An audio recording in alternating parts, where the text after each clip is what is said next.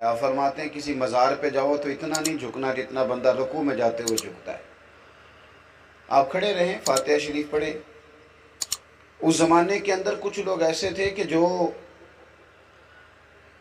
مزارات کو سجدہ کرنے لگ گئے تھے، تو اعلیٰ حضرت فرمانے لگے کہ مزار کو تعظیمی سجدہ کرنا حرام ہے، اور کسی نے خدا سمجھ کے کیا تو مشرک ہو گیا، اور طواف کرنا بھی قبر کا حرام ہے.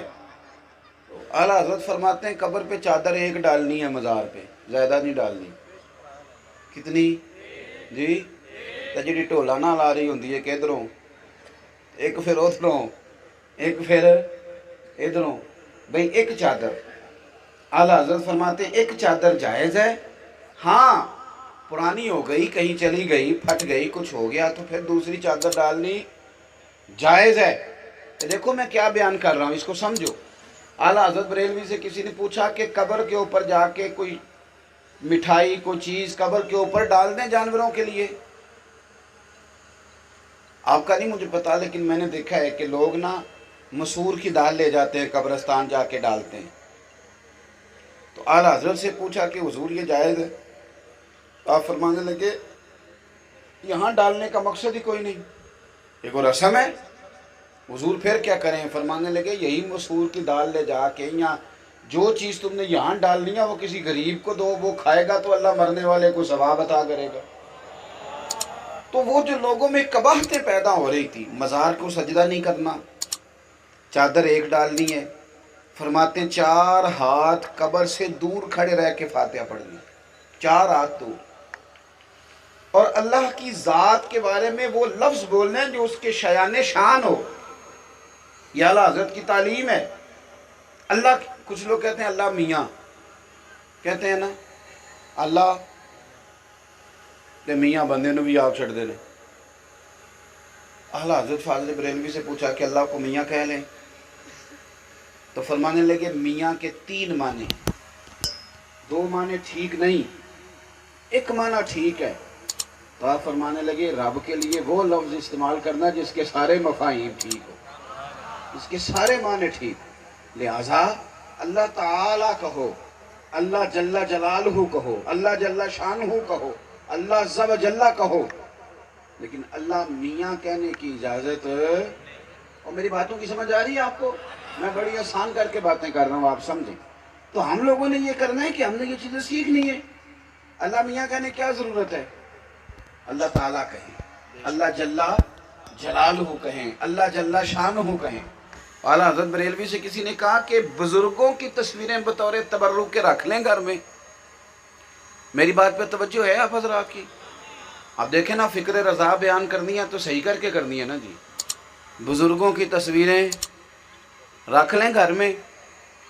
اللہ خیر کرے، اب لوگوں نے پیر صاحب کی فوٹو لگائی ہوتی ہے سین میں اور تبرک سمجھتے ہیں اس کو. حضور تصویر رکھ لیں تو اعلیٰ حضرت فرماتے ہیں کہ حضرت اسماعیل اور ابراہیم کی کچھ خیالی تصویریں خانہ کعبہ کے اندر بنائی گئی تھیں ہاتھ کے ساتھ، اور لوگ اس کو تبرک سمجھتے تھے، حالانکہ وہ اصل تصویریں نہیں تھیں. لیکن فتح مکہ کے موقع پر میرے نبی نے انہیں بھی مٹانے کا حکم دے دیا تھا. تو ضرورت کے لیے چلیں. کچھ لوگوں نے قول کیا اس کے جائز ہونے کا، اب حالات اس طرح کے ہیں کہ ماحول اور ہو گیا ہے، لیکن بزرگ کی فوٹو بطور تبرک لگانا. سجدہ قبور اور طواف قبور بالاتفاق حرام ہے، اس میں کوئی دوسری رائے نہیں ہے. قبروں کو سجدہ کرنا اور قبروں کا طواف کرنا بالاتفاق حرام ہے، اس میں کسی کا کوئی اختلافی نوٹ نہیں ہے، کسی بھی عالم کا.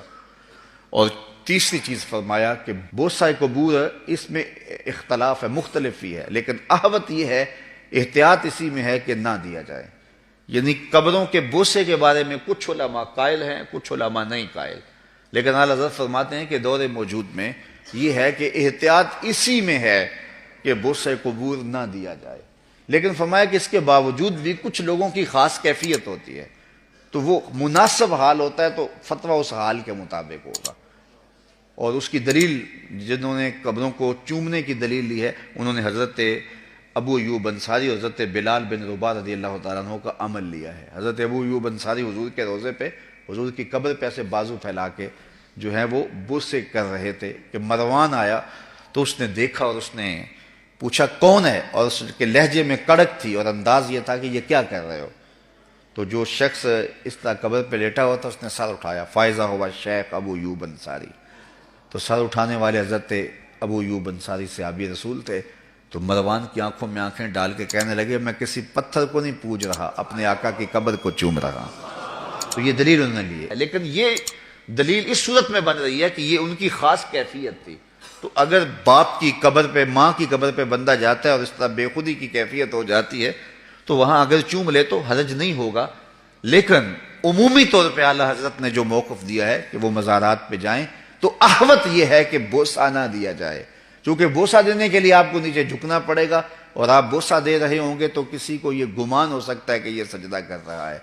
لہٰذا کسی کو بدگمانی سے بھی بچانا لازم اور ضروری ہے. اس لیے فرمایا احتیاط اسی میں ہے کہ قبروں کو بوسہ نہ دیا جائے اور احتیاط کی جائے.